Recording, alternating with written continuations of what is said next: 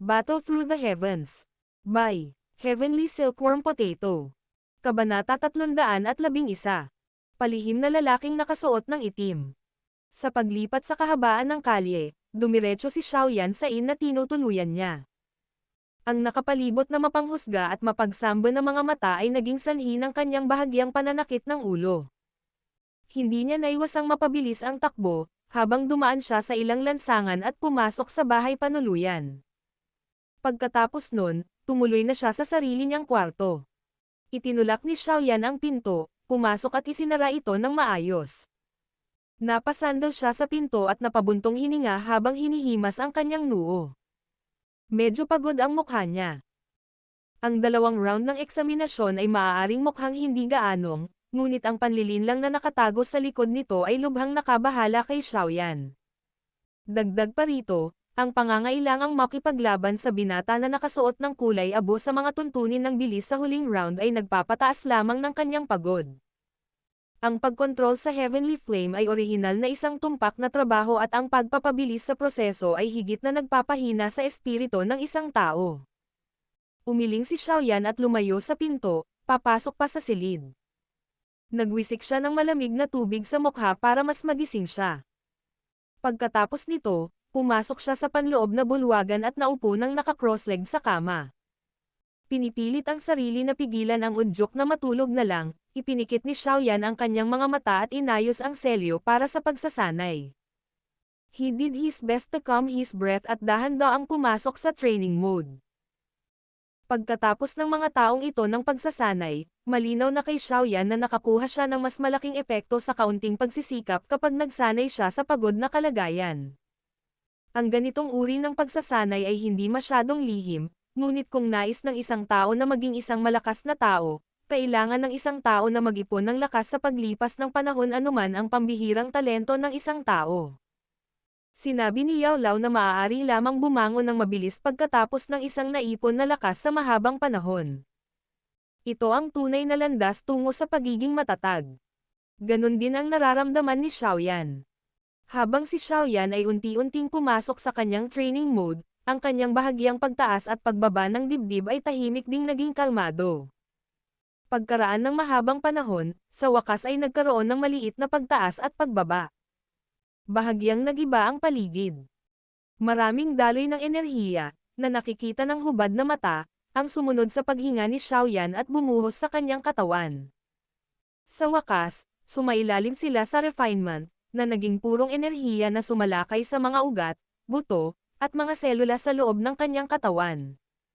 Sa ilalim ng pagsalakay ng enerhiya, malinaw na naramdaman ni Xiaoyan ang kanyang pagkapagod sa pag-iisip na binawi tulad ng tubig. Matapos ipagpatuloy ang pagsasanay ng halos 2 oras, si Xiaoyan, na nakaupo sa kama na parang isang halijing kahoy ay biglang inalog ang kanyang daliri. Dahan-daang bumukas ang mga mata niya at sumilay sa mga itim na pupil na iyon. Ibinuka ni Xiaoyan ang kanyang bibig at isang medyo itim na maputik na hangin ang lumabas. Nagdala ito ng mahinang masangsang na amoy. Inikat ni Xiaoyan ang kanyang leeg, ibinaba ang kanyang ulo, at pinagmasdan ang gitnang daliri sa kanyang kaliwang kamay na bahagyang itim. Bahagyang sumaikit ang kanyang kilay habang mahinang sinabi. Ang kalokohan bagay na ito. Para lang itong uod sa loob ng tarsal bone. Iniisip ko kung nakakuha ako o nawala sa pag-alis ng lason. Bagamat si Xiaoyan ay may Heavenly Flame para protektahan siya, hindi niya lubos na baliwalain ang lason na ito, na halos isang bagay na maaaring agad na nakamamatay sa isang tao kung ito ay naruroon sa katawan ng isang tao, hindi ba? Maghihintay lang ako hanggang sa magising si teacher. Baka sakaling magkaroon ng solusyon para maresolba ang bagay na ito. Mapait na ngumiti si Xiaoyan at umiling. Dama pa ang ulo niya sa mainit na kama habang bumubulong. Kapag natapos na ang grand meeting bukas, gagawin ko ang huling sesyon ng pag-alis ng lason para kay Nolan Jia. Sa tingin ko ay dapat na siyang gumaling. Pagdating ng oras na iyon. Kapag dumating ang oras na iyon, ito na ang oras na matugunan ang mga kondisyon na itinakda ng 3-year agreement. Kinagat ni Xiaoyan ang kanyang mga labi. Bigla siyang napabuntong hininga ng mahina. 3 taon na ang nakalipas. Nagbago na ang spoiled at masungit na babae noon, naging mas mature. Noong nakaraan, orihinal na inakala ni Xiaoyan na kapag nakita niyang muli si Nolan Yanran, tiyak na magagalit siya na mahihirapan siyang itago ang kanyang emosyon. Gayunpaman, sa kanilang pagkikita sa pagkakataong ito, marahil bilang resulta ng kasalukuyang paggamit niya ng pagkakakilanlan na si Yan Xiao, nalaman niyang cool siya halos hanggang sa puntong hindi na niya ito nakita. Sa panahong ito, para siyang estranghero, malamig na pinagmamasdan ang bawat kilos at salita nito. Ang 3 taon ay naging dahilan din ng pagiging mas matured at tahimik ng malambot na kabataan noon. Ang buong komedya ng pagkansela ng engagement sa Xiao Clan noon ay talagang napaka-comical kapag naaalala niya ito ngayon. Sobrang nakakatawa, pero hindi na niya inari ang galit na ginawa niya noon. Noon, malamang na ganoon ang matinding reaksyon ng kabataan dahil sobrang sensitibo ng puso niya na nasa ilalim ng pangalan ng isang walang kwentang tao. Napilitan siyang magdusa ng pangungutya at panunuyan ng tingin mula sa loob ng angkan at pilit na tinapos ni Nolan Yanran ang pakikipag-ugnayan ay nagkataon namang nagbigay ng marahas na saksak sa mahina at sensitibong puso niya. Palibhas ay naaapakan ng napakalaking puwersa, sa wakas ay sumabog ang kabataang hindi na nakatiis. Ito ang dahilan kung bakit nangyari ang kaganapan 3 taon na ang nakakaraan. At least, nang naisip ito ni Xiaoyan ngayon, kung naglalayag pa rin siya kasama ang kanyang talento noon at hindi nagtitiis sa pag-urong ng pagiging isang walang kwentang tao, malamang na hindi siya makaramdam ng labis na galit kapag dumating si Nolan Yanran upang tapusin ang pakikipag-ugnayan noon. Gayunpaman, sigurado rin si Xiaoyan sa isang bagay. Kung wala siyang karanasan sa pagiging isang walang kwentang tao noon at hindi dumating si Nolan Yanran para tapusin ang engagement, tiyak na hindi niya mararating ang lugar na kinaroroonan niya ngayon, kung saan hindi mabilang na mga tao ang tumingin sa kanya ng may paghanga, bago pa man siya ay 20 taong gulang. Sa pag-iisip tungkol sa mga bagay na iyon na nagpabago sa direksyon ng kanyang kinabukasan, si Xiaoyan ay bahagyang nawala sa isip. Ngumiti siya ng mapait at umiling. Ang isang hypothetical na sitwasyon ay kalaunan ay isang hypothetical na sitwasyon lamang. Sa makatuwid, anuman ang uri ng ugali niya sa kasalukuyan kay Nolan Yanran, dapat talaga siyang pumunta sa Mystic Cloud Sect. Ang kasalukuyang siya ay maaaring hindi na nagtataglay ng labis na galit kay Nolan Yanran, ngunit ang kanyang puwersahang pagtatapos ng pakikipag-ugnayan noon ay naging dahilan upang ang angkan ng Xiao at ang kanyang ama, na ang posisyon ay napakataas sa kanyang puso, ay lubos na napahiya. Ang ganitong uri ng bagay ay tulad ng pagbibigay sa kanila ng isang malakas na sampal sa harap ng hindi mabilang na mga tao sa loob ng social scene ng Jiama Empire. Ito ay kilala bilang isang kahihiyan sa buong angkan. Bagamat hindi pa binanggit ni Xiao Zhan ang bagay na ito pagkatapos na kanselahin ang kasal dahil sa kanyang takot na pukawin si Xiaoyan, napakalinaw ng huli na anuman ang nangyari, ang puso ni Xiao Zhan ay may matigas na damdamin. Sa loob ng maraming taon ng pag-iral ng Xiao Clan, siya ang unang pinuno ng clan na nakaranas ng isang bagay na kahiyahiya gaya ng mga taong pilit na dumarating sa kanilang pintuan at buong kamay na tinapos ang kasalang ipinangako ng kanyang ama noon gamit ang dominanteng tono. Bukod dito, ang kabataang may pangalang Isang Lumpo, ay matigas na nangako sa kanyang ama sa loob ng pangunahing bulwagan ng Xiao Clan na babalikan niya sila para sa kahihiyan. Ito ang pangakong sinimulan ng binata ang kanyang mahigpit na pagsasanay at tuluyang umalis sa kanyang angkan. Tulad ng isang asetiko, gumala siya sa imperyo, pinakintab ang kawalang kasalanan sa kanyang katawan. Sa loob ng halos 2 taon na siya ay umalis sa angkan, si Xiaoyan ay gumala sa kalahati ng Jiama Empire. Sa wakas, pagkatapos maglibot sa mga bilog, napunta siya sa lungsod na ito. Ang dahilan nito ay ang 3-year agreement. Sa kasalukuyan, wala siyang gaanong interes sa paghihiganti laban sa kanya.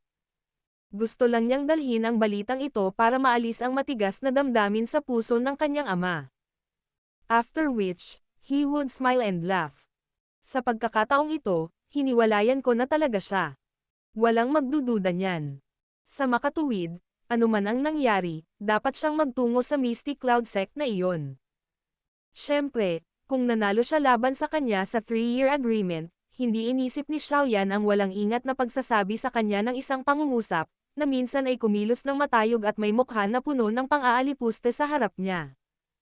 Ang iyong paghatol ay talagang masama. Ito ay maaaring ituring na huling maliit na paghihiganti na gagawin ni Xiaoyan laban sa kanya. Sa loob ng 3 taon na ito, natamo ni Xiaoyan ang ilang mga bagay habang ang ilang mga bagay ay kumupas din. Sa kabuuan, gayunpaman, ang ganitong uri ng pagbabago ay mabuti. Nagpakawala ng mahabang hininga si Xiaoyan. Nakakross ang kanyang mga kamay sa likod ng kanyang ulo habang nanlalabo ang kanyang tingin. Habang siya ay naging hindi nag-iingat, isang binibini na kasing elegante ng isang tahimik na lotus ang biglang lumitaw sa kanyang isipan. Sa pagitan ng pagsimangot at pagtawa, isang hindi sinasadyang lambot at ngiti ang lumitaw sa malamig na mukha ni Xiaoyan. Si Xiaoyan ay kasalukuyang walang gaanong nararamdaman para sa babaeng iyon na halos naging asawa na niya. Wala siya sa nakaraan, at malamang nawala na siya sa hinaharap. Kung gusto ng isang tao na pilitin na igiit na mayroon siya, iyon lamang ang kaunting pakiramdam na kailangan ng isang lalaki para sakupin ang mga babaeng may marangal na katayuan. Matapos ang 2 taong karanasan, bigla niyang naramdaman sa kanyang pangungulila na ang kanyang puso ay tahimik na sinapian at pinamunuan ng isang binibini. Siya ay malinaw na ang pinaka-nakasisilaw na perlas, ngunit gusto niyang magtago sa kanyang tabi, kumikilos sa isang nakakaawa, hindi minamahal at nakakaakit na paraan. Ang kanyang background ay malinaw na napakalaki at misteryoso, ngunit binigyan niya ang walang silbi sa kanya ng isang tahimik na ngiti, pagiging masunurin at masunurin. Ang dalagang ito na maamo na parang pool ng taglagas na tubig ay tahimik na tumagos sa kanyang puso nang hindi man lang namamalayan ni Xiaoyan. Bagamat bata pa, malinaw sa kanyang matalinong tao na kung gusto niyang makuha ang hindi mapakali na pusong iyon, kailangan niyang pakuluan ito ng mainit na apoy.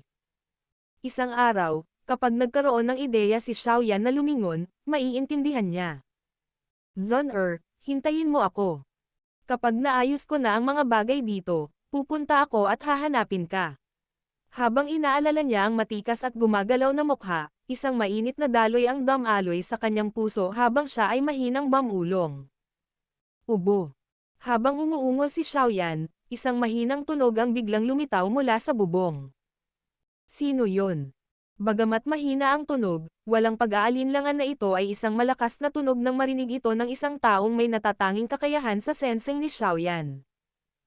Agad namang nagbago ang ekspresyon niya at sumigaw. Sa sandaling sumigaw siya, dumampi ang palad ni Xiaoyan sa kama. Ang kanyang katawan ay bumaril sa bintana sa isang malambot na paraan. Ang dulo ng kanyang binti ay marahan na dumaikit sa isang nakausling bato at ang kanyang katawan ay bumaril patungo sa bubong na parang isang malaking ibon. Dala ang nagyayelong lamig, ang kanyang tingin ay agad na dumaan sa kanyang paligid. Ang pilak na buwan ay nakabitin sa kalangitan habang ang mahinang liwanag ng buwan ay nakakalat, na nagniningning sa buong lungsod. Sa kabila ng paghiram ng liwanag ng buwan, si Xiaoyan ay walang nakita kahit isang tao sa bubong. Pinaikit ni Xiaoyan ang kanyang mga mata at inilibot ang kanyang tingin sa paligid. Sa pagliwanag ng buwan, malinaw na nakikita ni Xiaoyan ang hanggang 100 metrong radius. Gayunpaman, wala pa rin siyang nakita kahit isang tao. Nakakunot ang noo, dahan-daang naglakad si Xiaoyan sa bubong. Ilang sandali pa, yumuko siya at tinitigan ang isang sirang tile. Ang isa ay madaling makita ang mga linya ng crack sa tile. Obviously, kaka-break lang. Ang palad ni Xiaoyan ay naghukay ng isang tile sa bubong, ang ilang ilaw ng lampara ay kumikinang mula sa ibaba. Ang silid sa ibaba ay nagkataon kung nasaan si Xiaoyan. Pagmamanman. Madilim at malamig ang mukha ni Xiaoyan. Ang tile sa kanyang kamay ay agad na naging isang tumpok ng pulbos. Tinapik niya ang kanyang mga kamay, tumayo at nagsalita sa kanyang sarili sa kanyang puso. Para mawala ang kabilang partido sa loob ng ganoong kaikling panahon, ang kanyang lakas ay dapat man lang sa dawang class. Sa Jiama Sacred City, tila iilan lang ang may dawang. Nolan Clan, Mo Clan, Primer Clan, Imperial Family. Lumabas ka ngayon. Tinatago ang ulo at ipinakita ang buntot, anong uri ng kakilakilabot na tao ka? Ang nag-iisip na si Xiaoyan ay biglang lumingon at malamig na tumawag sa isang tiyak na direksyon. Ang sigaw ay nagtagal sa paligid ng bubong at nagsimulang kumawala ilang sandali. Gayunpaman, Wala pa rin kahit katiting na paggalaw sa paligid niya. Wala bang tao? Nang makitang nabigo ang kanyang tawag, nagkibit balikat si Xiaoyan at walang magawang bumantong hininga. Muli niyang nilaibat ang kanyang tingin sa paligid. Sa wakas, tumalon na lang siya pababa at bumalik sa kanyang silid. Matapos tumalon si Xiaoyan, bumagsak ang bubong sa katahimikan. Ang katahimikang ito ay hindi nagpatuloy ng higit sa ilang minuto nang biglang bumangon ang katawan ni Xiaoyan. Nang makita niyang wala pa ring tao ang bubong ay napatawa na lamang siya ng mapait. Sa wakas, nakilala niya na ang taong nagsusuri mula sa bubong ay umalis na. Napabuntong hininga siya, umiling at wala nang ibang magawa kundi bumalik sa kanyang silid. Kasunod ng tunay na pag-alis ni Xiaoyan sa pagkakataong ito, nanatiling tahimik ang bubong sa loob ng kalahating oras bago ang isang madilim na itim na anino na parang refleksyon mula sa dingding, bigla at kakaibang lumipat mula sa isang lugar na nakaharap sa buwan ang likod nito. Pagkaraan ng ilang sandali, ang itim na anino ay sumilip pataas at aktwal na nagsama-sama sa isang hugis ng tao. Ang figure ng tao ay ganap na nakabalot sa ilalim ng isang maitim na damit. Bigla niyang sinulyapan ang lugar kung saan nawala si Xiaoyan, bahagyang inangat ang kanyang ulo at ipinakita ang isang matandang mukha na tila may maitim na kutis. Ha! Ang batang ito ay medyo sensitibo. Tumawa ng mahina ang taong nakasuot ng itim na damit habang bumubulong. Kung hindi ko lang narinig ang pangalan ng aking ginang, hindi rin ako magkakamali. Kung malalaman ng iba na isang Daoshi class na brat ang talagang nakatuklas ng presensya ko, hindi ba mawawala ang buong mukha ko? Mukhang may nararamdaman ang batang ito para kay Miss. Nakakunot ang noo ng matanda sa ilalim ng roba habang inis na sabi nito.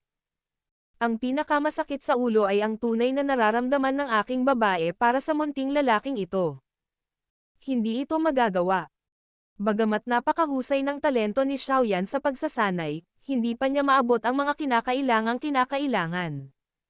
Gaano kahusay ang isang tao kung ang isa ay patuloy na tumatambay sa Jiama Empire, ang sirang lugar na ito. Kung magpapatuloy ito, maaaring malungkot siya sa wakas. Binata, sa tingin mo ba ay napakadali nitong ligawan ang kanyang anak na babae? Bumantong hininga at bumuntong hininga ang matandang nakasuot ng itim na damit. Ngunit may ilang taong medyo malakas sa paligid ng batang ito. Sa huling pagkakataon na ang matandang iyon na tinawag na Jialaw ay muntik nang matuklasan ang presensya ko. Iba talaga ang isang malakas na tao na papasok sa klase ng Daozang. Kalimutan mo na. Mapalad na ang batang ito ay nagmamadali sa Misty Cloud Sect.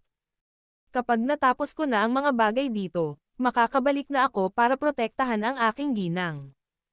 Iniunat ng matanda na nakasuot ng itim ang dalawang kamay at pinaikot-ikot ang katawan. Bahagyang nanginig ang kanyang katawan at unti-unting naging malabo ang itim na damit.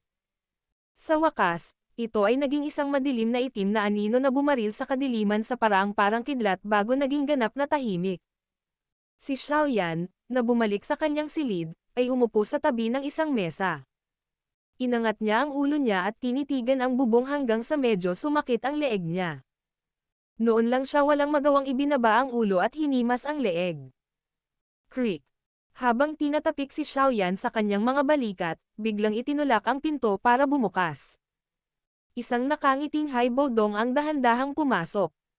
Nang makita niya si Xiaoyan, na hindi pa natutulog, ngumiti siya at pumunta sa gilid ng mesa bago umupo. Iniangat niya ang isang tasa at mabilis na ibinuhos sa kanyang bibig. Bata, talagang may kakayahan ka ngayon. Ha. Talagang nagawa mo pa talagang mabigla si Fama, ang matandang iyon. Pinanood ni Xiaoyan si Haibodong at ngumiti. Hinaplos niya ang kanyang baba, saglit na nag-alinlangan bago biglang nagsalita. Old Hai, iniisip ko kung naramdaman mong may sumusunod sa atin kamakailan. Sinusundan. Saglit na natarante si Haibodong nang marinig niya ito. Agad siyang ngumiti at umiling. Paano ito mangyayari? Sa Jiama Empire na ito, walang makakasunod sa atin sa ilalim ng aking pagbabantay. Kahit na ang matandang demonyong iyon ay hindi magagawa. Pinagsama-sama ang kanyang mga kilay, dinilaan ni Xiaoyan ang kanyang mga labi at dahan-daang sinabi sa kanya ang tungkol sa bagay mula noon sa isang buod na paraan. Talaga. Nang makita ang ekspresyon ni Xiaoyan, na tila hindi biro, unti-unting naging seryoso ang mukha ni Hai Bodong. Ang nanginginig niyang daliri ay marahang kumatok sa mesa. Maya-maya, tila may bigla siyang naalala at mahinang nagsabi. Munting kapatid, may sasabihin ako sa iyo. Ngunit ang bagay na ito ay isang bagay na hindi ako sigurado. Nang makita ang palihim na paraan ni Hai Bodong, natigilan si Xiaoyan at hindi siguradong nagtanong. Ano iyon? Dapat alam mo ang tungkol sa laban natin sa Yan City sa dalawang misteryosong dawang noon, di ba? Hinaplos ni Hai Bodong ang kanyang balbas at mahinang nagsalita na nakakunot ang noo. Noong oras na iyon, malabo kong naramdaman na may isa pang napakalakas na chi na naruroon. Gayunpaman, napakahirap na sitwasyon noon at hindi ko ito masyadong naramdaman. Mula noon, ilang beses ko na itong naramdaman at ang mga pandama na iyon ay hindi malinaw. Nang marinig ang sinabi mo ngayong gabi, tila may isang misteryosong tao na matagal nang sumusunod sa ating likuran. Dahil sa malambot na boses ni Hai Bodong, biglang nakaramdam ng kilabot si Xiaoyan. Napalunok siya ng laway at mahinang nagsalita. Kahit hindi mo maramdaman. Paano iyon? Huwag mong sabihin sa akin na ang misteryosong tao ay isang daozang. Mapait na ngumiti si Hai Bodong at umiling. Antong hininga siya. Nasabi ko na sa iyo na hula ko lang ito. Hindi natin matiyak kung may ganoong tao o sobrang sensitibo tayo. Nang marinig ito, tumawa din ng mapait si Xiaoyan. Kumunat ang noo niya at paulit-ulit itong inisip, ngunit hindi niya maisip kung kailan siya nakipag-ugnayan at nasaktan ang isang malakas na tao sa klase ng daozang. Sige. Huwag kang masyadong mabalisa. Para sa mga ganyang bagay, hahayaan natin ang kalikasan.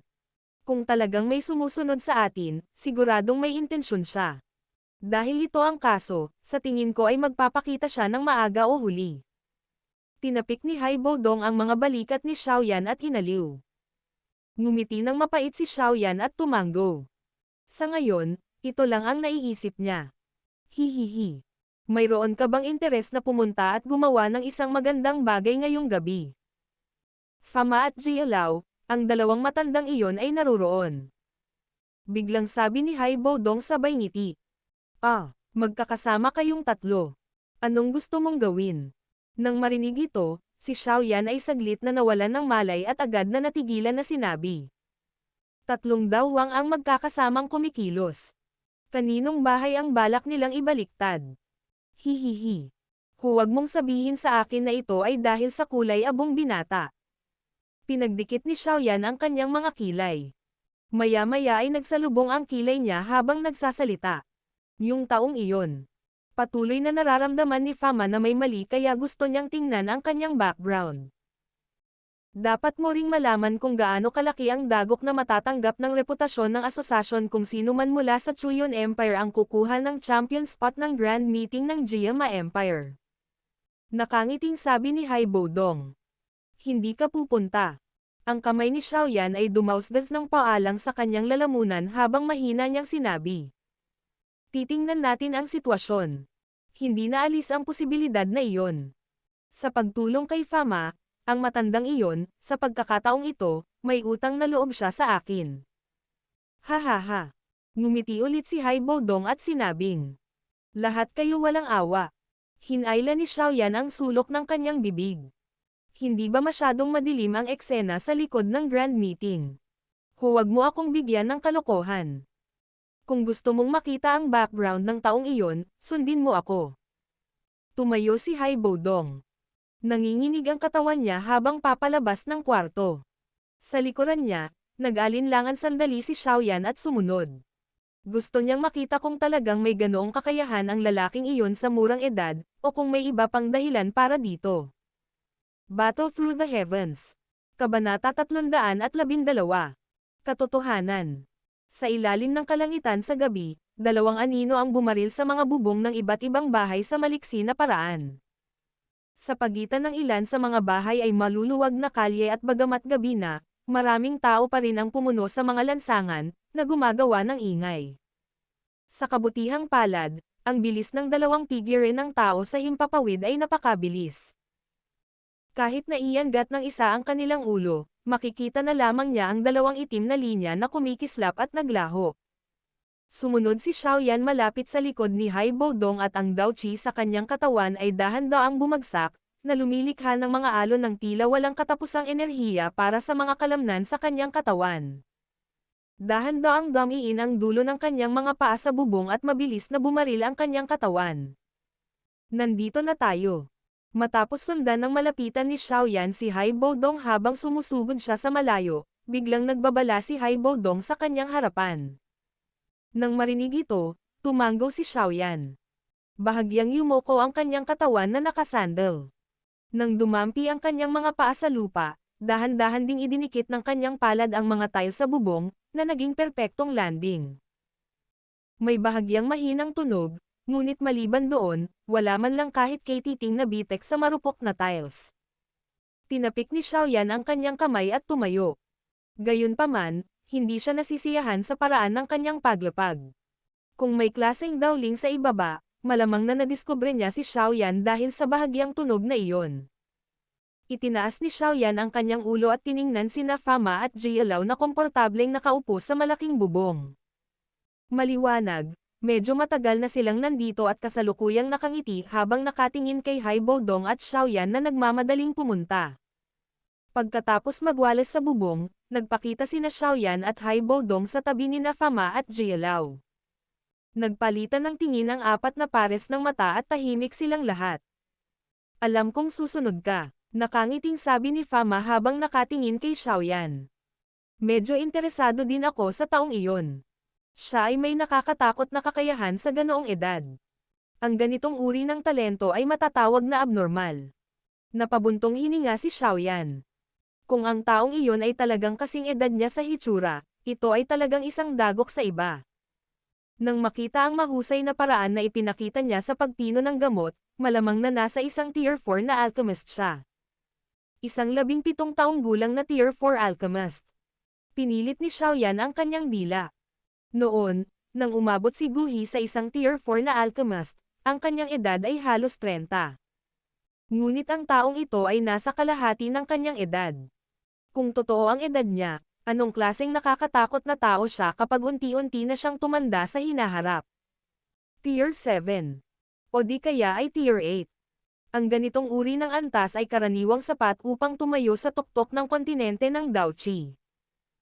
Kahit na ang kasalukuyang Xiaoyan ay nakatuntong lamang sa antas ng isang Tier 3 alchemist.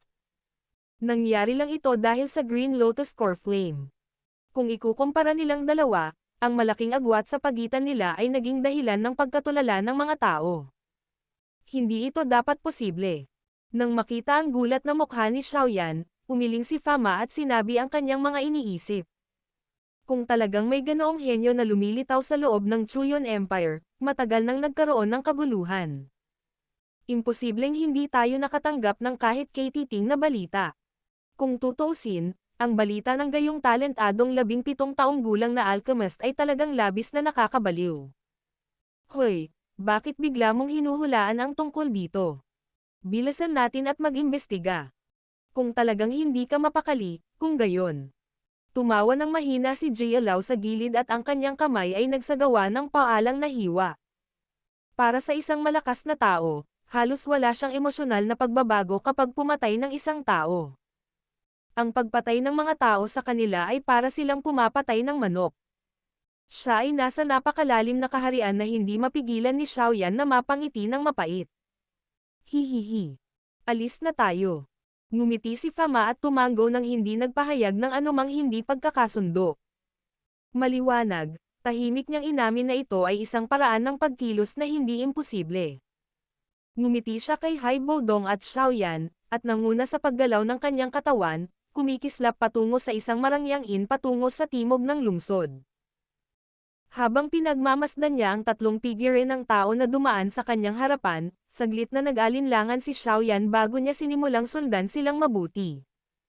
Ang lalaking iyon ay walang kahit katiting na relasyon sa kanya. Kung ang kapwa ay pinatay, gayon din. Sa anumang kaso, walang magandang impresyon si Xiaoyan sa taong iyon. Hindi siya isang demonyong tao. Kung hindi siya nasaktan ng iba, hindi siya makakasakit ng iba.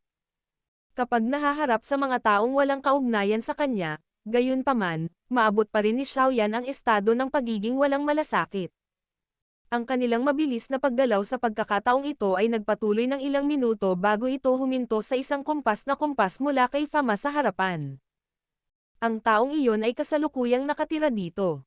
Dama pa si Fama sa bubong ng walang kaunting abnormal na tunog. Nang makita ng kanyang tingin si Xiaoyan na nagmamadali, bigla niyang iwinagayway ang kanyang manggas at isang malambot na puwersa ang tumakip sa punto kung saan napadpad si Xiaoyan.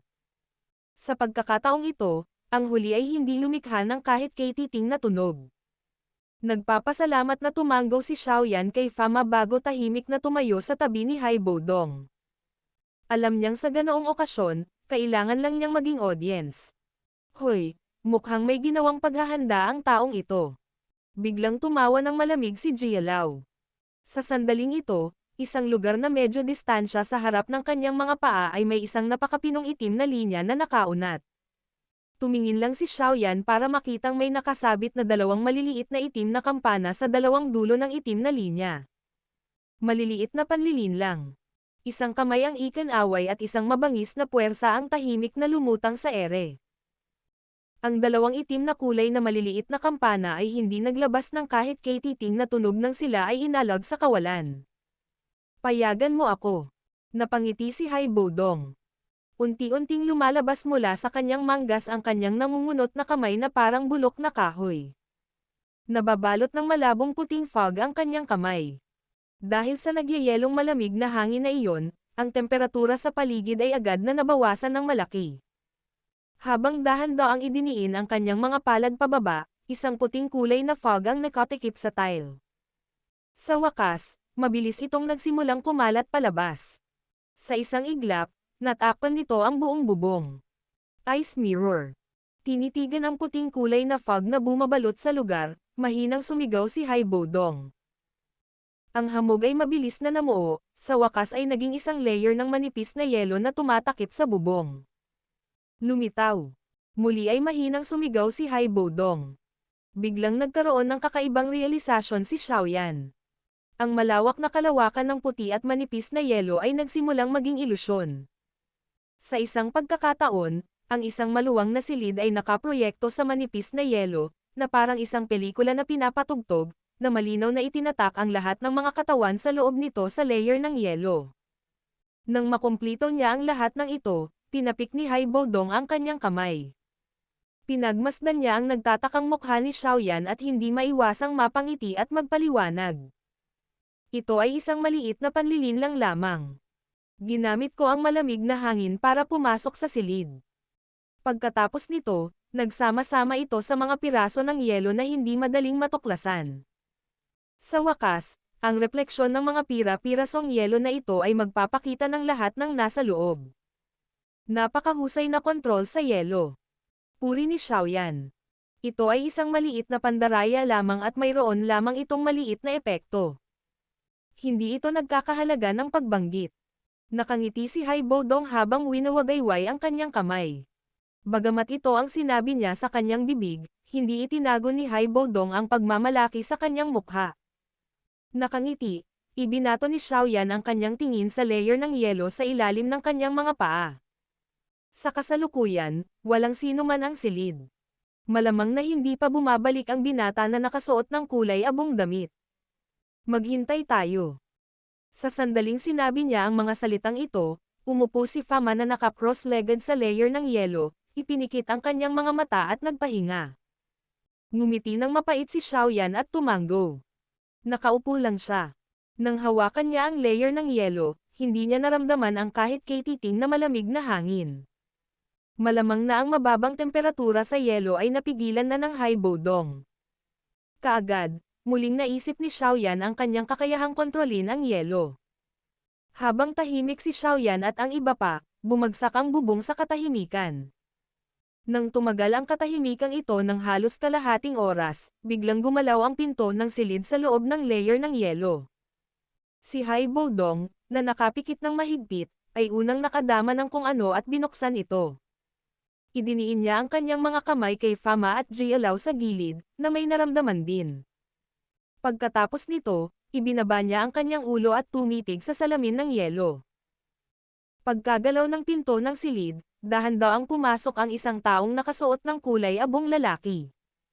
Ang mukha ng magiliw na binata na iyon ay ang mukha ng maitim na kabayo na naging pinaka-nakakagulat na tao sa grand meeting ngayon. Nang makita ang lalaking gray na robo na kakapasok lang, hindi sinasadyang pinigilan ni Xiaoyan ang kanyang paghinga.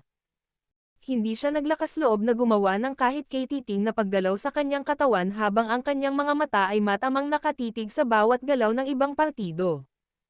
Sa sandaling pumasok sa silid ang taong nakasuot ng kulay abong lalaki, hindi na siya gumawa ng anumang kakaibang aksyon. Isinara niya ng maayos ang pinto at random na naghilamos bago umupo ng naka-cross-legged sa kama para ayusin ang kalagayan niya. Bahagyang nagkunot ang kilay ni Xiaoyan sa ordinaryong aksyon ng binata na nakasuot ng kulay abo. Dinilaan niya ang kanyang mga labi, ibinaling ang kanyang ulo at tiningnan ang tatlong grupo ng lalaki ni Hai Bodong na tahimik na naghihintay. Naipagpatuloy lang ni Xiaoyan ang pagbilang ng kanyang tingin at matiyagang naghintay. Gabi na noon pagkalipas ng isang oras. Biglang nagmulat ng mga mata ang binata na nakasuot ng kulay abong nag-aayos ng kanyang kalagayan. Ang kanyang madilim at malamig na tingin ay dahan-daang dumampi sa buong silid. Pagkatapos nito, bumaba siya sa kama at marahang isinara ang lahat ng bintana sa kwarto. Sa wakas, ang kanyang mga kamay ay inilagay sa likod ng kanyang likod habang itinaas niya ang kanyang ulo at tinitigan ang bawat sulok ng silid, nakikibahagi sa isang detalyadong pag-scan ng mga beam sa itaas. Nakatayo sa bubong, tinitigan ni Xiaoyan ang binata na nakasuot ng kulay abo na nakataas ang ulo at sinisilap ang mga sinag. Hindi niya napigil ang malunok ang isang subo ng laway. Habang nakikita ng isa ang loob gamit ang layer ng yelo, parang ang gray na nakasuot na binata ay madilim at malamig na nakatingin sa grupo nila habang pinagmamasdan siya. Gayunpaman, maswerte na ito ay isang ilusyon sa panig ni Xiaoyan. Ang mga ice fragment na iyon na inayos ni Hai Bodong ay nasa mga tagong lugar. Kaya naman, nang maalis niya ang kanyang tingin sa paligid, nakahinga ng maluwag ang kulay abong balabal na binata. Nakakainis na grand meeting.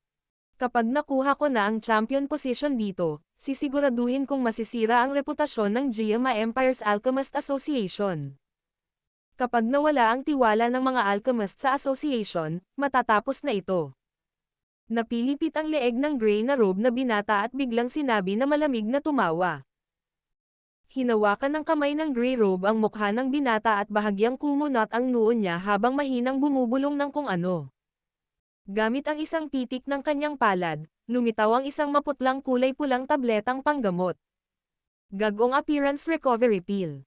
Bagaman maaari nitong payagan ang isa na bumalik sa kanyang hitsura noong siya ay bata pa, ito ay nakakaapekto lamang sa ibabaw. Kung hindi dahil sa pagnanais na bawasan ang reputasyon ng Alchemist Association ng GMA Empire sa loob ng ibang mga bansa, hindi nakakailanganin ng ating asosasyon na gumastos ng napakalaking pagsisikap para pinuhin ang ganitong uri ng hindi mabibaylang bagay. Bukod dito, kung nais ng isang tao na mabawi ang kanyang dating hitsura, ang isa ay patuloy na kailangang kumain ng isang tiyak na tabletang panggamot. Ang ganitong uri ng pagkonsumo ay masyadong malaki. Marahan na bamulong ang naka-gray na binata na may kulay abo na pildores na panggamot sa kanyang bibig. Hindi nagtagal matapos inumin ang kulay pulang tabletang panggamot, ang malambot na mukha ng kulay abong balabal na binata sa loob ng silid ay biglang nagsimulang manginig sa nakakatakot na paraan. Kasabay nito, medyo tumangkad din ang kanyang figure. Sa isang iglap lang, ang magiliw na binata sa paligid ng 17 taong gulang ay nabigla sa lahat ng siya ay naging isang medyo may edad na malaking lalaki na may madilim at malamig na ekspresyon. Oo naman, may kakaiba sa lalaking ito. Habang pinagmamasdan niya ang eksenang naganap sa loob ng silid, unti-unting nanlaki ang mga mata na dati niyang tinatitigan ang layer ng yelo. Battle Through the Heavens. Kabanata 313. Yan Li. Kaya siya pala. Biglang tumawa ng mahina at malamig si Fa Maria. Old Fa, kilala mo ba siya? Ang salita ng Haring Fama, mahinang nagtanong si Xiaoyan. Hihihi. Kinikilala ko siya bilang Deputy Chairman ng Chuyon Empire's Alchemist Association. Parang Yan Li ang pangalan niya. Noon, nakilala ko siya minsan. Ang taong ito ay may napakagandang reputasyon sa loob ng Chuyon Empire. Bukod pa rito, ang taong ito ay isang mahusay na tagapagtaguyod para sa mga alchemist at poison masters na nagsasama-sama. Dahil dito, siya ay may malaking tiwala sa Chuyon Empire. Kapalit na maging susunod na chairman ng Alchemist Association ng Chuyon Empire. Sabi ni Fa Maria. Ito lang ay hindi ko inaasahan na ang taong ito ay talagang maglalakas loob na pumunta sa Jiama Empire ng mag-isa. Ito ay talagang isang kaso ng mga bihasang tao na may posibilidad na maging talagang matapang. Napangiti ng mahina si Fama at sinabing, ano ang susunod nating gagawin? Walang ingat na tanong ni Hai Bodong. Hintayin muna natin. Saglit na nag-isip si Fama bago ipahiwatig na ang iilan sa kanila ay matiyag ang maghintay at huwag magmadali. Bahagyang tumango si Xiaoyan at tumigil sa pagsasalita. Ibinaba niya iyon at itinoon ang tingin sa malaking lalaki sa loob ng kwarto. Sa sandaling ito, ang kanyang puso ay tahimik ding nakahinga ng maluwag. Mapalad na ang taong ito ay hindi isang taong 17 lamang. Kung titingnan ang kanyang hitsura, malamang na hindi bababa sa 37 taong gulang siya. Bagamat ang gayong talento ay maituturing na namumukod-tangi, ang antas ng kanyang potensyal na kinilala ni Xiaoyan sa kanyang puso ay biglang bumaba ng ilang beses kumpara sa dati.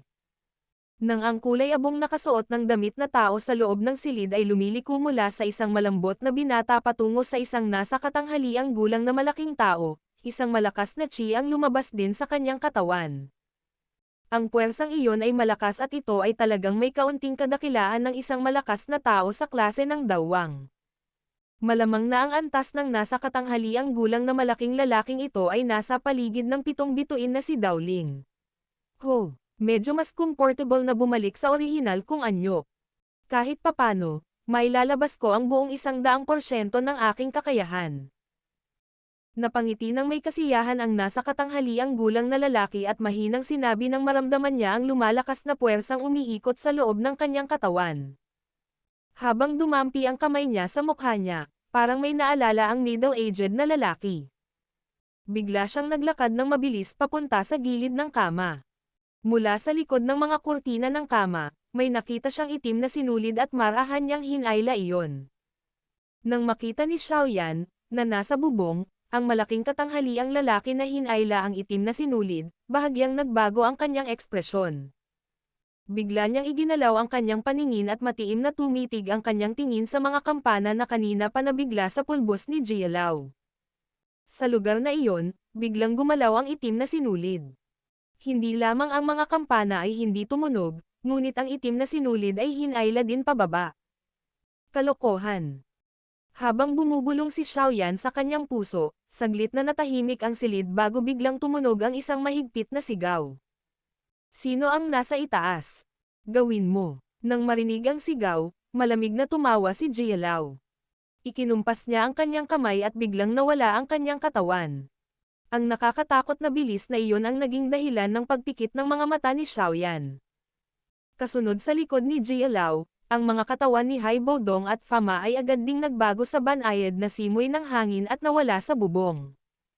Sa loob ng silid, tinitigan ng malaking nasa katanghaliang gulang na lalaki ang gilid ng itim na sinulid na walang laman. Sandali siyang nawalan ng malay bago siya mabilis na nagpakawala ng matinding sigaw. Kasabay ng kanyang ginawa, biglang tumapak ang kanyang mga paa sa lupa at ang kanyang katawan ay naging isang marahas na hangin na bumaril patungo sa bintana. Ilang metro lang ang layo niya sa bintana, biglang nagbago ang mukha ng medyo may edad na lalaki. Biglang huminto ang kanyang katawan na sumusugod. Marahas na dumampi ang palad niya sa poste sa gilid, humiram ng reverse force para agad na igalaw ang katawan niya ng ilang metro. Bang! Sa sandaling ito, biglang nabasag ang bintana. Naglalaman ito ng matinding hininga at pinagbabatayan ng lakas na bumaril mula sa kinaroroonan ng bintana at nabasag sa malaking haligi sa silid. Kaagad, maraming mga basag na linya ang nagsimulang kumalat sa haligi na parang sapot ng gagamba. Sino ito? Habang pinagmamasdan niya ang haligi na natatakpan ng mga basag na linya, ang mga mata ng malaking lalaki ay sumaikit at sumigaw ng malakas. Hindi pinansin ang sigaw, isang anino ang kumislap, sumugod sa bintana at pumasok sa silid. Habang iwinawagayway ang mga manggas ng anino, isang marahas na tinig, na sinasabayan ng isang sonic boom na parang pidgel na kulog, ang dumaloy sa silid. Sa ilalim ng mahinang kulog na ito, ang mga bagay na salamin sa loob ng silid ay biglang nabasag. Madilim ang ekspresyon ng malaking lalaki habang pinagmamasdan ang malabong mukhang tao, na nagmamadaling pumasok. Hinawakan niya ang kanang kamay ng tuwid at isang madilim na kulay dilaw na apoy ang bumangon mula sa kanyang palad. Bahagyang nanginginig ang kanang kamay, naging hand knife shape, at walang awa na hinampas ang kakapasok lang. Nang makita na ang malaking tao ay labis na pinahahalagahan ang kanyang sariling mga kakayahan at talagang gusto niyang matigas ang ulo na lumaban, ang anino ng tao ay hindi napigilan na magpakawala ng isang mapanoksong malamig na tawa. Ang kanyang kamay na parang agila ay biglang inabot. Sa loob ng hangin, unti-unting kumakalat ang mga bilog ng nangingibabaw na malalakas na alon mula sa kanyang palad. Ang tunog ng sonic boom ay bumulaga sa magkabilang tenga ng malaking lalaki dahilan para tumunog ang kanyang mga tainga. Sa isang iglap ay nagkadikit ang kuko ng agila at ang kamay na kutsilyo ng malaking lalaki. Pagkatapos noon ay agad silang naghiwalay. Sa sandaling ginawa nila iyon, biglang namula ang mukha ng malaking lalaki. Hindi niya napigilan ang pagluwa ng isang subo ng sariwang dugo. Nakaladkad ang kanyang mga paa sa lupa, nag-iwan ng malalim na peklat. Fama, alam kong kayo ito. Dahil ako, si Yan Li, ay nangahas na pumunta sa kabisera, hindi ako natatakot na patayin ninyo ako. Gayunpaman, pagkatapos ninyo akong patayin, matatapos din ang inyong samahan ng alchemist. Matapos panasan ang kawalan ng dugo mula sa sulok ng kanyang bibig, nakita ng malaking lalaki na ang figure ng tao ay gustong maglunsad ng isang mabangis na pag-atake, ngunit sa halip ay sumigaw lamang ng may masamang ekspresyon. Ang mahigpit na sigaw ng malaking lalaki ay naging dahilan upang bahagyang bumagal ang pag-atake ng figure ng tao. Mabilis na kasunod nito, gayunpaman, isang maitim at malamig na layunin ng pagpatay ang sumikat. Habang gumagalaw ang kuko ng agila, malinaw na gusto nitong kunin ang buhay ng malaking lalaki. Old Gia, teka. Nang malapit nang tapusin ng figure ng tao ang taong ito, biglang tumunog ang malalim na sigaw ni Fa Maria. Nang marinig ito, ang figure ng tao ay saglit na nawala. Wala siyang magawa at agad na binawi ang katawan. Ang kanyang katawan ay gumalaw sa isang iglap at lumitaw sa tabi ng mesa habang siya ay malamig at madilim na nakatitig kay Yan Li na paralisado habang siya ay nakaupo sa lupa. Gaano kalupit? Sa bubong, gulat na gulat si Xiaoyan habang pinagmamasdan si Jia Lao na umatake ng walang kahit katiting na awa. Kung hindi dahil sa medyo malakas na reaksyon ng lalaking iyon na tinatawag na Yan Li, malamang na ang dawling na ito na malapit ng maging dawang ay mamatay sa unang palitan. Fama, iilan lang sa inyo. Pagkatapos sa mukha ng laway na naglalaman ng sariwang dugo, madilim na sinabi ni Yan Li. Isang banayad na simoy ng hangin ang umindayog sa loob ng silid. Kaagad, lumitaw ang mga figure ni na Hai Bodong at Fama sa loob nito. Nagyayelong malamig ang kanilang mga titig habang nakatitig kay Yan Li. Old Fa, hindi ba mas mabuting patayin na lang siya? Bakit mo siya binibigyan ng pagkakataong makapagpahinga? Pinagdikit ni Jia Lao ang kanyang kilay at sinabing. Bagamat nakasuot siya ng linan na damit at may magiliw na ngiti, hindi niya ibibigay ang kahit katiting na pag-aalala tungkol sa pagkakaiba ng antas sa pagitan niya at ng ibang partido na kanyang sinaktan. Kapag umatake siya, diretso niyang kikitil ang buhay ng tao. Umiling si Fa Maria. Ito ay tulad ng sinabi ni Yan Li. Bilang Deputy Chairman ng Chuyon Empire's Alchemist Association, malamang na handa na siyang malantad ng maglakas loob siyang pumunta sa kabisera ng Jiama Empire kung saan maraming malalakas na tao. Kaya naman, malamang na wala siyang planong harapin ito. Kung talagang papatayin nila siya dito, baka mapunta sila sa bitag ng isang tao. Hihihi. Mukhang malayo pa ang nakikita ni Fa Maria. Hanggat papatayin mo ako, ang balita ng Jiama Empire's Alchemist Association ay sadyang pinapatay ang mga katunggali para manipulahin kung sino ang kampyon ng Grand Meeting na mabilis na kumalat sa iilang imperyo sa paligid ng imperyo. Pagdating ng oras na iyon, Gusto kong makita kung gaano katagal ang samahan mong ito. Umindayog si Yan Li habang tumatayo. Pagkatapos ay malamig siyang tumawa. Maaari mong piliin na paniwalaan o pagdudahan ang mga salita kong ito. Kung gusto mong isugal ang reputasyon ng Alchemist Association, maaari kang pumunta at subukan. Yan Li, itinago mo ang iyong pagkakakilanlan at nakilahok sa Alchemist Grand Meeting ng Jiama Empire, na lumalabag sa kondisyon na lumahok sa Grand Meeting. Ayon sa mga patakaran, ang aming asosasyon ay may karapatang parusahan ka. Mahinang sabi ni Fa Maria. Nagbalat kayo. Ha ha ha. Dahil lang sa sinabi mong nagbalat kayo, ibig sabihin ba ay nagbalat kayo? Biglang inangat ni Yan Li ang kanyang ulo at tumawa ng malakas. Binaliktad niya ang kamay at may lumabas na 3 kulay pulang tabletang panggamot sa dulo ng daliri niya. Isang madilim na kulay dilaw na apoy ang bumangon at agad na sinunog ang mga gamot na iyon sa kawalan.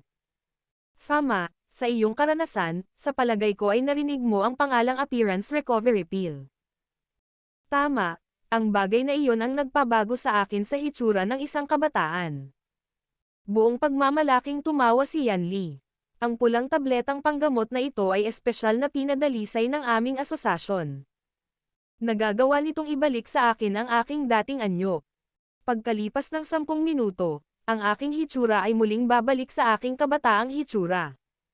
Ngayon, ang natitirang 3 tableta ay nawasak ko na. Sa palagay mo ba ay may maniniwala na ako ang Deputy Chairman ng Chuyon Empire's Alchemist Association na may ganoong kabataang hitsura ko?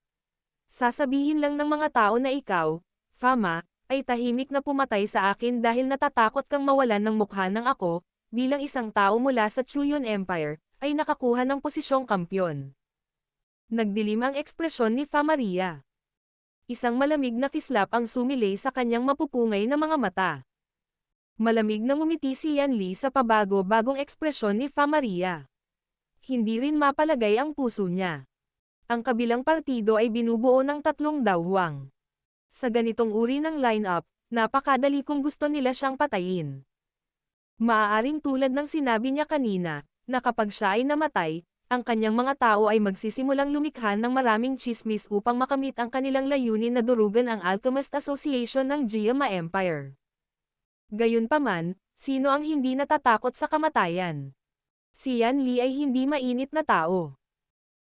Kung hindi dahil sa posisyon ng Chuyon Empire's Alchemist Association Chairman sa lalong madaling panahon ay nabakan, at na siya ay may medyo malakas na kakompetensya, kung gayon hindi siya magkakaroon ng ganoong malaking panganib at gumanap sa kaganapang ito kung saan nagkaroon siya ng malaking pagkakataon na mawalan ng kanyang buhay upang itaas ang kanyang reputasyon sa loob ng alchemist na mundo ng Chuyon Empire.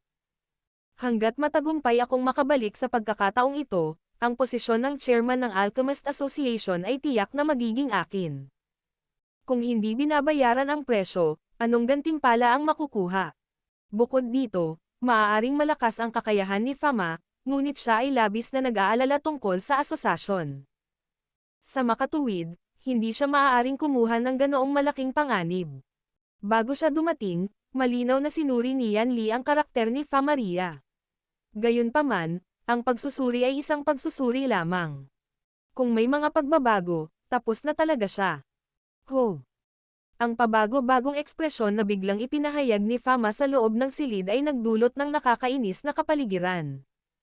Malamig niyang sinabi, "Sige. Hindi kita papatayin ngayon.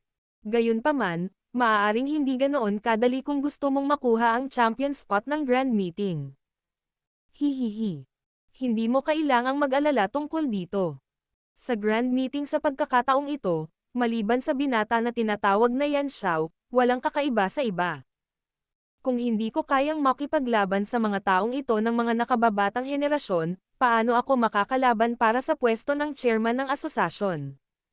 Ngumiti si Yan Li at sinabi habang ang kanyang puso ay tahimik na nakahinga ng maluwag. Pagkatapos ay maghintay at tingnan lamang. Bahagyang gumalaw ang sulok ng bibig ni Fa Maria. Ang kanyang boses ay napakalamig na tila wala kahit katiting na init. Bukod dito, umaasa akong matagumpay kang makabalik sa Chuyon Empire upang ipaglaban ang posisyon ng chairman. Tara na, tawag ni Fama sa mahinang boses habang marahang iwinagayway ang kanyang manggas. Ang kanyang katawan ay naging isang itim na anino sa ilalim ng pangit na ekspresyon ni Yan Li at kumislap palabas ng silid. Sa likod niya, walang magawang sumunod sina Haibo Dong at Jia Lao. Matanda, naglakas loob ka talagang takutin ako. Hanggat ako ang mag-champion, natural na magiging maganda ang exposure ko. Hindi ako naniniwala na maglalakas loob kang atakihin ako pagdating ng panahong iyon. Pinagdikit ni Yan Li ang kanyang mga ngipin habang madilim na sinabi niya. Itinaas niya ang kanyang tasa ng tsaa at marahas na ibinuhos sa kanyang bibig, doon lamang niya napagtantong nanginginig ang kanyang kamay sa paraang hindi maaaring magkamali. Lumilitaw na ang panginginig ay dahil sa takot. Kung hindi siya naging kampyon, ang paghabol mula sa tatlong dawwang ay mag-iiwan sa kanya ng walang landas upang makatakas. Battle Through the Heavens. Kabanata 314. Windfall. Apat na anino ang tahimik na kumislap sa ilalim ng kalangitan sa gabi, na nababalot ng katahimikan. Hoy, Old Man Fa, nasayang ang isang buong gabi. Ngayon gusto mo na lang umalis na walang dala. Sa wakas ay hindi napigilan ni Haibo Dong na ibuka ang kanyang bibig upang magsalita habang ang kanyang mga daliri sa paa ay marahang dumidiin sa mga rooftop. Sa isang tabi, tumango rin si Jia Lao. Sa kanyang karakter, natural na hindi siya aalis na walang laman. Sa anong paraan ito walang laman? Hindi ba natin alam ang tunay na pagkatao ng taong iyon? Ngayon, mayroon tayong pundasyon sa ating mga puso. Malinaw na alam ang masamang kalooban ni na Haibo Dong at Jia Lao, walang magawa si Fama na umiling habang sumagot. Ano ang silbi para malaman lang? Hindi pa ba siya sasali sa kompetisyon bukas? Sa kakayahan niyang iyon at sa maraming taon niyang karanasan sa pagpino ng mga table task, hindi magiging napakahirap para sa kanya ang maging kampyon. Nagsalubong ang kilay ni Jia Lao habang sinasabi niya. Hihihi. Wala pa ba tayong Yan Xiao at ang dalawa pang maliliit na kasama? Sino sa kanilang tatlo ang walang trump card? Baka may hindi inaasahang mangyayari bukas. Napatingin si Fama kay Xiaoyan sa likod niya bago ngumiti. Tumigil ka na sa pagpapanggap na gulong-gulo. Si Yan Xiao at ang dalawa pang maliliit na bata ay maaaring may napakahusay na talento, ngunit ang taong iyon ay ang deputy chairman ng Chuyon Empire's Alchemist Association. At saka, handa siyang dumating sa pagkakataong ito. Napakaliit ng pagkakataon na silang tatlo na manalo. Sinabi ni Jia Lao sa malalim na boses. Kung ang taong iyon ay magiging kampyon, hindi lamang ang reputasyon ng iyong asosasyon ay bababa ng husto, ngunit ang Jiama Empire ay tatawanan rin sa kontinente sa ilang sandali. Ang pinakamahalagang bagay ay kapag siya ay naging kampyon, ang taong iyon ay lalong magiging focus ng atensyon. Kapag dumating ang oras na iyon, magiging napaka-problema kahit na gusto mo siyang patayin sa daan. Dagdag ni Haibo Dong. Nasa likod ng lahat si Xiaoyan, tahimik na nakikinig sa pagtatalo ng tatlong tao sa harapan niya. Malinaw niyang naunawaan na pinakamabuting huwag samabad sa ganoong pagkakataon. Sa tingin mo ba hindi ko alam ang kakayahan ng babaeng iyon na si Yuer? Bagamat hindi masyadong mahirap makuha ang nangungunang tatlo, mahihirapan pa rin siyang maging kampyon kahit na wala ang biglaang pagpapakita ng taong iyon. Tungkol naman kay Liu Ling, marami talaga siyang natutunan kay Guhi, ngunit natatalo siya sa edad at malayo ang kanyang karanasan sa karanasan ni Yan Li. Nakakunot ang noo ni Jia Lao habang pinag-aaralan ang sitwasyon. Sa kanilang tatlo, si Yan Xiao lang ang halos hindi makalaban sa taong iyon. Gayunpaman, nakakasigurado ako na si Yan Li ay nagtago ng maraming kakayahan ngayon. Sa huling round ng kompetisyon bukas, natatakot ako na si Yan Xiao ay mauwi sa kawalan. Natahimik si Fa Maria. Ang kanyang mukha ay pabago-bago ng isip at ang kanyang mga mata ay paulit-ulit na kumikislap. Old Man Fa, dapat mag-isip ka ng ilang solusyon. Labag na sa patakaran ang pagsali ng taong iyon sa kompetisyon kaya hindi mo na kailangang ipagpatuloy ang pag-iingat sa mga walang kwentang bagay na iyon. Gawin mo na lang ang dapat mong gawin. Okay lang ang lahat kung hindi mo hahayaang maging champion ang taong iyon. Napabuntong hininga si Haibo Dong. Huminga ng mahabang buntong hininga si Fama at lumanghap ng ilan sa medyo nagyayelong malamig na hangin sa gabi. Ang bilis ng paggalaw niya ay biglang bumagal nang bahagya siyang tumango at mamulong. Tama. Dapat tayong gumawa ng isang bagay. Ang tradisyon ng Giama Empire's Alchemist Association ay tumagal ng napakaraming taon at hindi maaaring suron sa aking mga kamay. Hihihi. Buti naman at alam mo ito.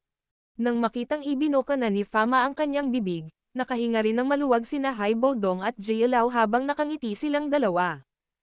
Napakunot ng noo si Fama bago biglang tumalikod. Tiningnan niya si Xiaoyan, ngumiti at sinabing, "Bata, ang lakas na ipinakita mo ngayon ay hindi mo limitasyon, tama." Nang marinig ito, si Xiaoyan ay saglit na nawalan ng malay. Itinaas niya ang kanyang ulo at tumingin sa nakangiting Fama bago nag-aalangan na sumagot. "Old Fa, bakit mo ito tinatanong? Medyo nagtago nga ako. Hahaha. Ngayon ko lang nalaman. Bakit lahat ng kabataan ngayon gustong maglaro nito?" Tumawa ng malakas si Fa Maria. Pagkatapos ay hinayaan niya ang kanyang sarili na tumalikod, tinapik ang mga balikat ni Xiaoyan at muling ngumiti habang sinasabi niya. "Sa grand meeting na ito, natatakot ako na kailangan kong umasa sa iyo upang labanan para sa pwesto ng kampyon kasama si Yan Li." Si Old Fa ay nagbibiro.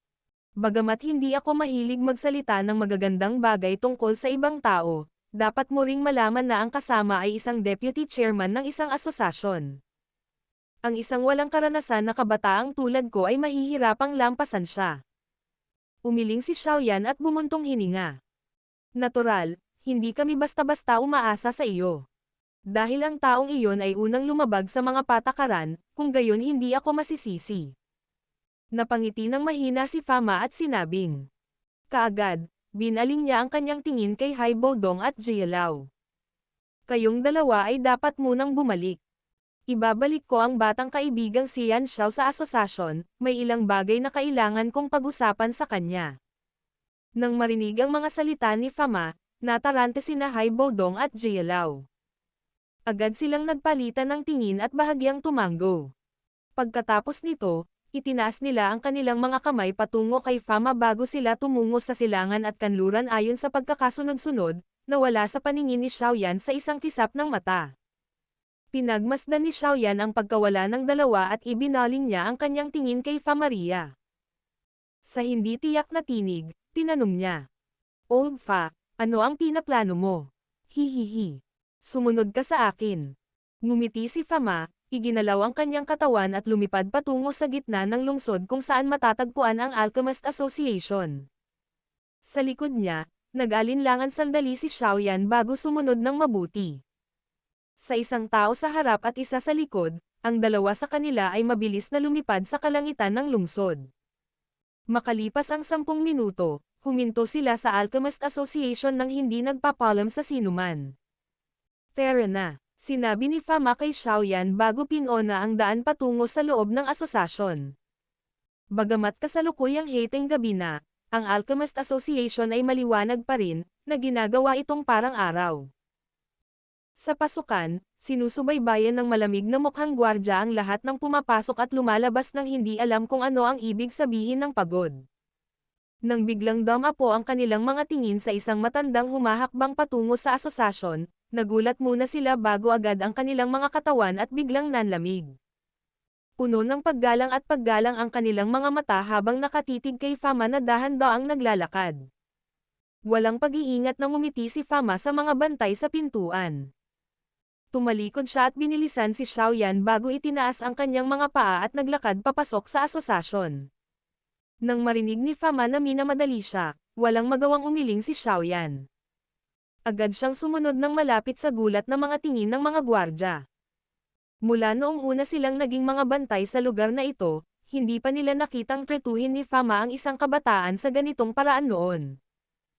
Pumasok si Xiaoyan sa asosasyon at sinundan si Fama habang siya ay mabilis na dumaan sa ilang malalaking silid.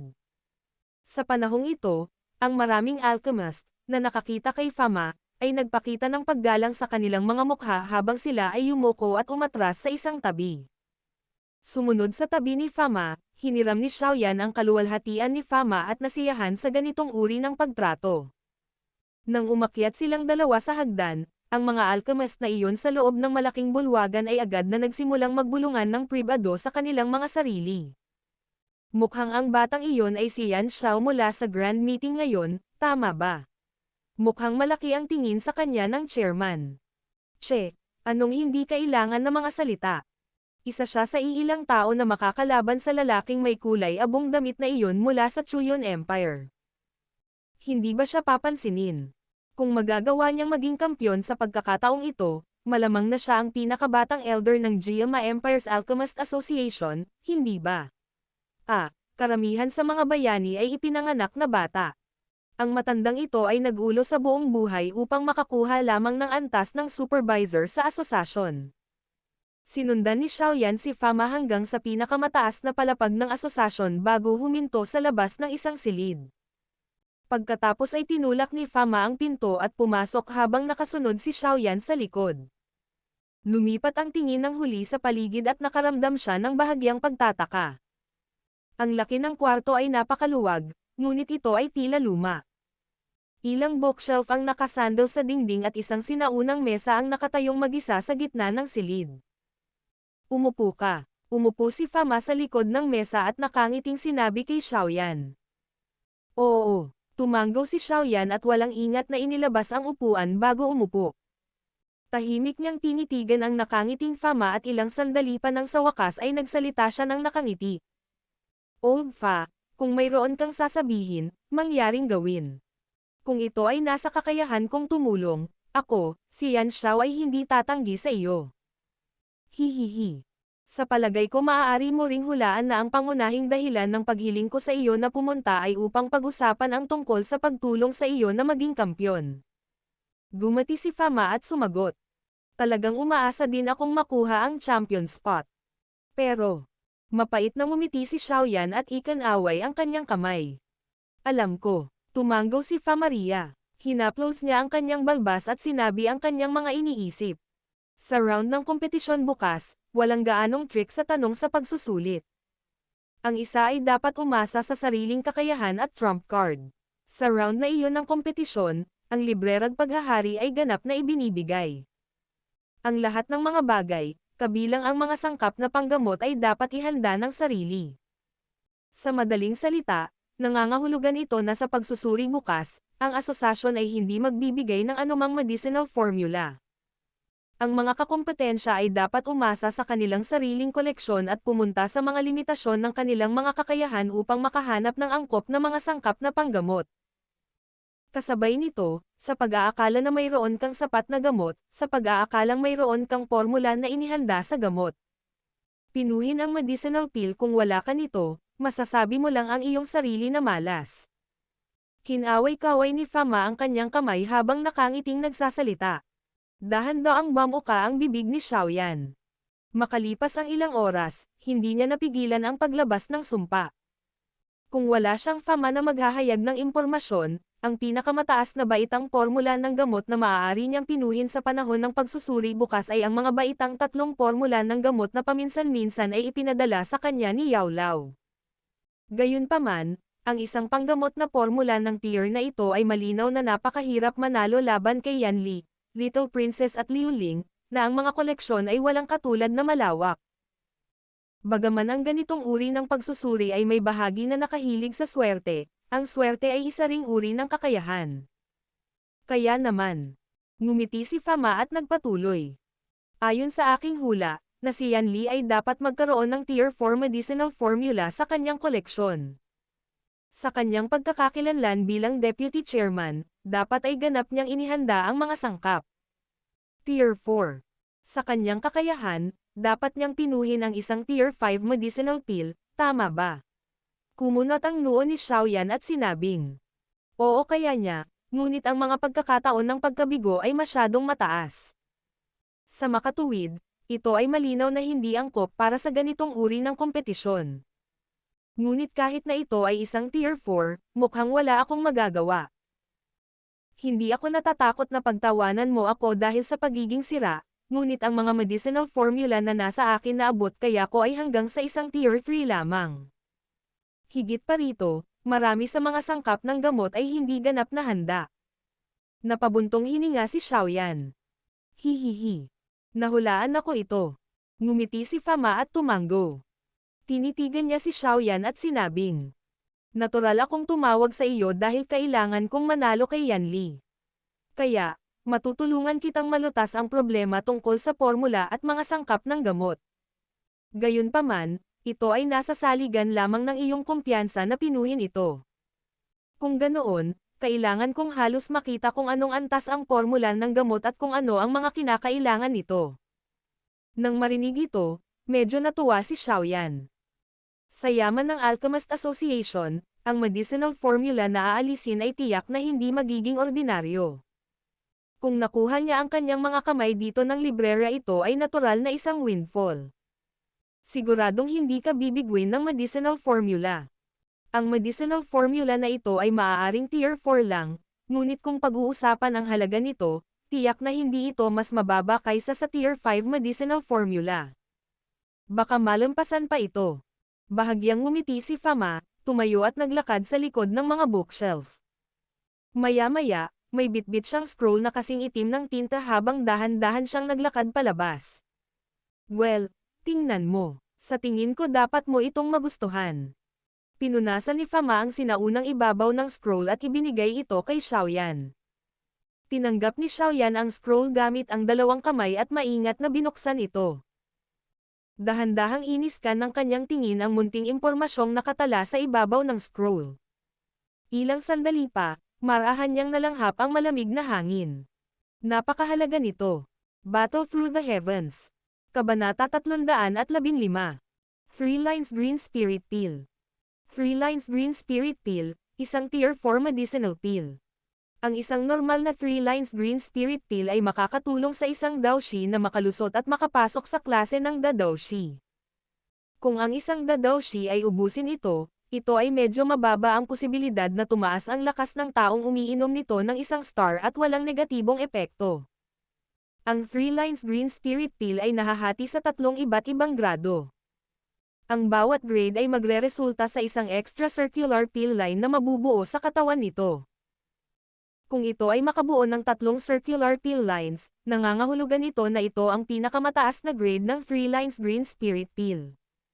Ang mga nasa ibaba ng klase ng Dadoshi ay dapat gumamit ng mga gamot na ito na may pinakamataas na grade na Doubt Ion Pill. Magkakaroon siya ng ilang pagkakataon na tumaas ang kanyang lakas ng 3 bituin sa loob ng maikling panahon. Upang mapino ang 3 Lines Green Medicinal Pill sa pinakamataas na baitang, ang isa ay mangangailangan ng 3 magkakaibang apoy. Bukod dito, dapat maabot ng isa ang pinakamataas na yugto para sa pagbabago sa pagitan ng 3 magkakaibang apoy. Kung hindi, ang mga pagkakataong mabaygo ay napakataas. Ang mga hindi pa nakakatugon sa mga kinakailangan ay dapat kumilos ng maingat.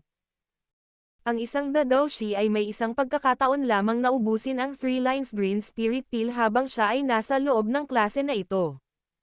Kung uubusin niya ito sa ibang pagkakataon, masasayang niya ang kanyang pagsisikap at ang gamot dahil sa kanyang panlaban sa gamot matapos itong inumin sa unang pagkakataon.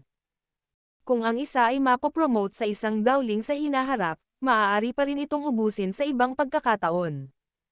Gayunpaman, kahit na ang isa ay magtagumpay sa pagkonsumo muli, ito ay higit na makakatulong na itaas ang kanyang lakas ng 2 bituin. Bukod dito, ang mga pagkakataon ng pagkabigo ay tataas din ng ilang beses.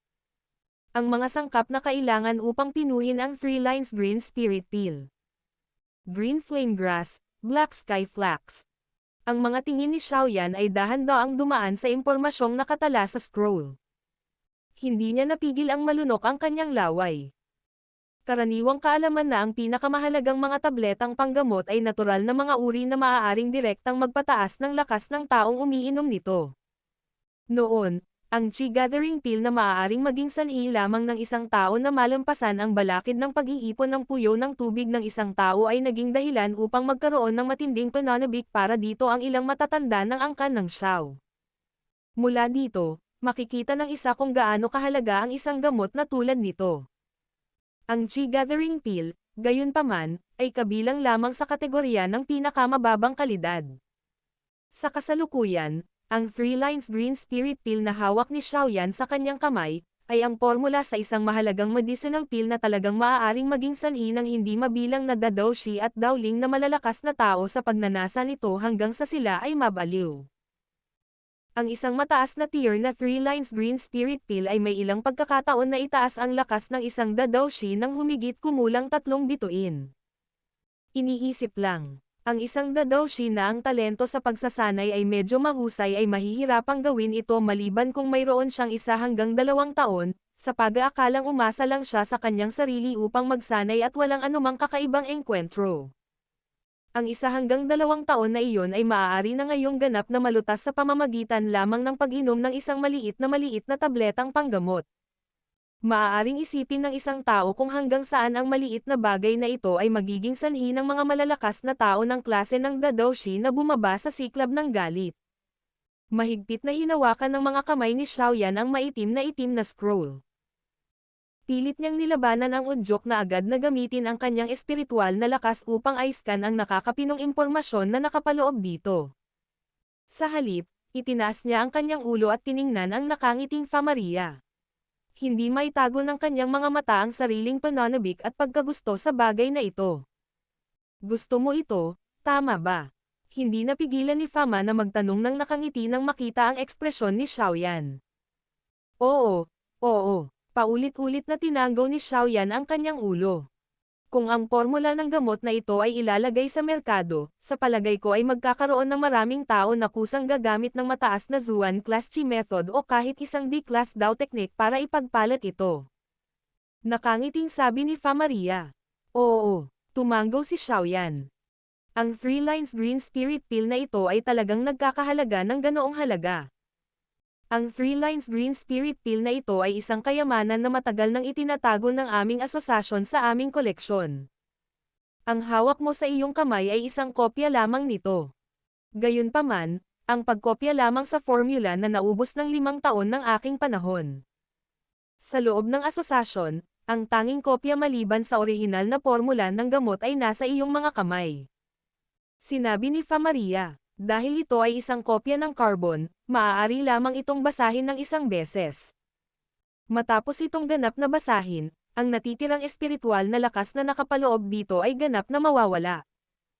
Oh, nang marinig ito, medyo gumaan ang pakiramdam ni Xiaoyan. Kung mayroon lamang 1 kopya ng mamahaling bagay na ito, malamang na hindi papayag si Fama na kunin ito. Ang 3-line green spirit pill na ito ay maaaring ituring na isa sa mga pinakanamumukuntanging formula sa Tier 4 medicinal formula. Kung matagumpay mong mapino ito bukas, sa palagay ko ay dapat mong malampasan ang lahat. Ngumiti si Fama at sinabing, maaaring napakaganda ng kakayahan ni Yan Li, ngunit siya ay dahado sa hindi niya pag-alam kung ano ang problema sa pagsusulit bukas. Sa makatuwid, hanggat matagumpay mo itong napipino, ang iyong pagkakataon na maging panalo ay napakalaki. Tama iyan. Bahagyang huminto si Fama habang seryosong pinagmamasdan si Xiaoyan. Sa malalim na boses, sinabi niya. May tiwala ka ba sa matagumpay na pagpino nito? Ang 3 lines green spirit pill na ito ay nagpapataw ng napakahigpit na kakayahang kontrolin ang apoy. Kung ang isa ay hindi gaanong maingat, tiyak na mabibigo siya. Itinikom ni Xiaoyan ang kanyang mga labi habang ang kanyang palad ay dahan-daang dumidikit sa madilim na kulay na scroll. Ang komportableng pakiramdam na iyon ang naging dahilan ng pag-aatubili niyang tumabi. Pagkaraan ng ilang sandali, sa wakas ay itinaas niya ang kanyang ulo mula sa kanyang malalim na katahimikan at seryosong sinabi. Kung sasabihin kong tiyak na matagumpay kung mapapadalisay ito, sa palagay ko ay ituturing mo lamang ito bilang isang biro. Walang tiyak na tagumpay kapag nagpino ng gamot na tableta. Ang masasabi ko lang ay kung pipiliin mo ako mula sa iilan sa amin upang pinuhin ito, ang aking mga pagkakataon na magtagumpay ay ang pinakamataas na pagkakataon. Gaano kataas? Mahinang tanong ni Famaria. Hindi kahit 50%. Binigay ni Xiaoyan ang kanyang mga kamay at tapat na sinabi. Sa kanyang kasalukuyang kakayahan, siya ay labis na nahirapan kapag pinipino ang isang Tier 4 na medicinal pill. Kung hindi dahil sa sinabi ni Fama na ang medicinal pill na ito ay nasubak ng husto ang flame control ng isang tao, talagang hindi maglalakas loob si Xiaoyan na mangako. Pagkatapos ng lahat, Sa kanyang kasalukuyang kakayahan, maaaring hindi siya magaling sa anumang bagay, ngunit tiyak na may tiwala siya sa kanyang sarili sa kanyang kontrol sa underground Green Lotus Flame. Hindi naman masyadong mataas. Napabuntong hininga, mapait na ngumiti si Fama habang umiiling. Ipinagpatuloy niya matapos ang paghaplos sa kanyang mga templo. Sa katunayan, sa lahat ng mga kandidato, ikaw lamang, si Liuling o si Yuer ang may pagkakataong makipaglaban kay Yan Li. Gayunpaman, sa kanilang tatlo, ako ang pinakapabor sa iyo kaya naman tinutulungan kita ngayon. Tahimik na tumango si Xiaoyan sa kanyang ulo. Dahan-dahan niyang inilagay ang maitim na scroll sa mesa, tinitigan si Fama at sinabing, ang mga pagkakataon ng tagumpay na nabanggit ko ay limitasyon ko na. Nasa Old Fa na talaga ang pumili batay sa tingin mo ay pinakamahusay. Payag ka bang makipaghiwalay dito? Tinitigan ni Fama si Xiaoyan bago ngumiti habang nagtatanong. Siyempre ayaw ko. Gayunpaman, kung ang matandang Fa ay hindi handang ibigay ito, gagawin ko ba o mas mabuti, maaari ko bang pilitin itong kunin? Ngumiti si Xiaoyan at sinabing pabiro. Natahimik si Fa Maria. Kumatok ang kanyang nangungunot na daliri sa ibabaw ng mesa, naglabas ng malambot na tunog na daw, na lumitaw sa tahimik at malawak na silid na ito na may ritmo. Pagkatapos ng mahabang panahon na katahimikan, biglang bumantong hininga si Fa Maria. Iniabot niya ang kanyang kamay at dahan-daang binawi ang kulay itim na scroll sa harap ng mga mata ni Xiaoyan na medyo nadismaya. Umikot ang kulay itim na balumbon sa palad ni Fama habang singkit ang kanyang malabo na mga mata. Maya-maya pa, biglang huminto ang pag-ikot. Bigla siyang tumayo, hinawakan ang scroll sa kanyang kamay at ipinadala ito sa harapan ni Xiaoyan. Nang makita ang kakaibang tingin ng huli, mapait na ngiti lang ang naibigay ni Fama at sinabing, sa ganoong oras, wala na akong masyadong oras para maghanap ng mas namumukod tangi kaysa sa iyo. Maswerteng tao ka. Sa makatuwid, ito ay pag-aari mo. Si Xiaoyan ay pansamantalang nawalan ng malay. Agad namang sumili ang ngiti sa kanyang mukha. Iniabot niya ang dalawang kamay para tanggapin ang balumbon at hinaplos ito ng may paghanga. Pagkatapos nito, seryoso niyang kinausap si Fa Maria. Gagawin ko ang aking makakaya. Ngumiti si Fama at kinusot ang kanyang mga mata. Pagkatapos ay bumantong hininga siya. Munting kaibigan. Sa pagkakataong ito, inilagay ko lahat ng pag-asa ko sa'yo. Mas mabuting huwag mo akong biguan. Dapat mong ihinto ang pagdaragdag ng higit pang presyon sa akin. Sa anumang kaso, gagawin ko ang lahat ng aking pagsisikap. Sino ang maaaring magsimulang tukuyin kung ano ang magiging mga resulta ngayon? Sa napakalaking pasanin na bumabagabag sa kanya, ang mukha ni Xiaoyan, na orihinal na puno ng mga ngiti, ay agad na naging mas mapait. Hihihi. Sige. Ngumiti si Fama at tumango bago paalalahanan. Dapat mong gamitin ang iyong espiritual na lakas para basahin ito dito. Masyadong mahalaga ang bagay na ito. Kung may maliit na aksidenteng mangyari sa iyong pagbabalik, talagang magiging dahilan iyon ng mga tao. Oo, tumango si Xiaoyan at muling unti-unting binuksan ang scroll. Bahagya niyang ipinikit ang kanyang mga mata at kumalat ang kanyang espiritual na lakas mula sa kanyang mga kilay. Sa wakas, tumagos ito sa scroll at mabilis na naalala ang marami at masalimuot na impormasyon na nakaimbak sa loob. Habang pinagmamasdan niya si Xiaoyan, na nakapikit habang sinasalo ng huli ang nilalaman, bahagyang tumango si Fa Maria. Tumayo siya, lumabas ng kwarto at tumawag ng guard. Inutusan siyang pumunta sa bodega para kunin ang mga sangkap na panggamot na kailangan para pinuhin ang 3 lines Green Spirit Pill. Nang sa wakas ay bawiin ni Xiaoyan ang kanyang spiritual strength mula sa scroll, ang kanyang ulo ay biglang namula ng kaunti. Iyon ang unang pagkakataon na nakipag-ugnayan siya sa isang Tier 4 medicinal formula. Ang malaking halaga ng impormasyon ay talagang napakakomplikado na lumampas ito sa inaasahan ni Xiaoyan. Hindi nakakagulat na kahit na may isang taong may kakayahan si Fama ay nangangailangan pa rin ito ng ilang taon upang makagawa ng kopya nito. Nang imulat ni Xiaoyan ang kanyang mga mata, ang madilim na itim na scroll sa kanyang mga kamay ay tahimik na naging isang tumpok ng kulay itim na pulbos. Tinapik-tapik niya ang kanyang mga kamay at itinaas ang kanyang ulo. Doon ko lang napagtanto na ang orihinal na maayos na mesa sa kanyang harapan ay napuno na ngayon ng mga tambak na sangkap na panggamot. Ang lawak ng pag-iingat ng mga sangkap na panggamot na ito ay lubos na perpekto. May ilan pa nga na may sariwang hamog pa. Narito ang 3 bahagi ng mga sangkap na panggamot na kailangan upang pinuhin ang 3 lines Green Lotus Pill. Hindi sa ayaw kong magbigay ng higit pa ngunit sa ganitong uri ng kompetisyon, ang oras ay dapat na halos matapos kung ikaw ay mabibigos sa lahat ng 3 beses. Sa ganitong uri ng senaryo, mas diretsong umamin ng pagkatalo. Itinuro ni Fama ang mga sangkap na panggamot sa mesa at nakangiti habang nagsasalita. Bahagyang tumango si Xiaoyan at maingat na inilagay ang lahat ng sangkap na panggamot sa ibabaw ng mesa sa kanyang storage ring. Sa wakas ay nakahinga siya ng maluwag nang maimbak na ang mga gamit. Ang dami ko pang kailangang gawin. Asahan ka namin bukas. Tinapik ni Fama ang mga balikat ni Xiaoyan at ngumiti habang sumagot. Ngumiti si Xiaoyan at tumango ng mariin.